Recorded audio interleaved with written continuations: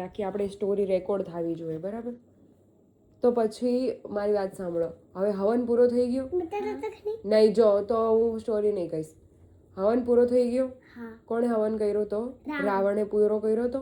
તો હવે હવન પૂરો થઈ જાય ને એટલે પછી આ જે હવન કર્યો હોય ને એની ગુરુ દક્ષિણા આપવી પડે. આપણા ઘરે પૂજારી પૂજા કરવા આવે તો આપણે એને પૈસા આપવા પડે ને, બરાબર? ગુરુ દક્ષિણા આપવી પડે, ડીશમાં પૈસા મૂકવા પડે, એના હાથમાં લાડ બધા પૈસા આપવા પડે, એટલા બધા. પછી કેવું થાય છે, રાવણ શું માંગે છે ખબર છે? કે તમે મને ગુરુ દક્ષિણામાં હું જે માંગુ એ આપશો? તો મહાદેવ શું કે હા. તો કે પાર્વતીજીને પૂછો. તો પાર્વતીજી કે હા, કે અમારી પાસે બહુ બધી વસ્તુ છે, તું જે માંગી તને મળી જાય એમ. તો રાવણે શું માંગ્યું ખબર છે? સોનાની લંકા માંગી લીધી મહાદેવ પાસે રાવણે. જે એ લંકા કોની હતી? મારા મહાદેવની હતી ને. મહાદેવે કોના માટે બનાવી હતી? પાર્વતીજી માટે બનાવી હતી. હા, પાર્વતીજી માટે સોનાનો ગ્લાસ, સોનાનો બેડ, સોનાનો નળ કોના માટે બનાવ્યો હતો? પાર્વતીજી માટે બનાવ્યો તો. કોણે બનાવ્યો હતો? મહાદેવે. હવે હા ના, એમાં રેકોર્ડ થાય છે. પછી મહાદેવે શું કર્યું?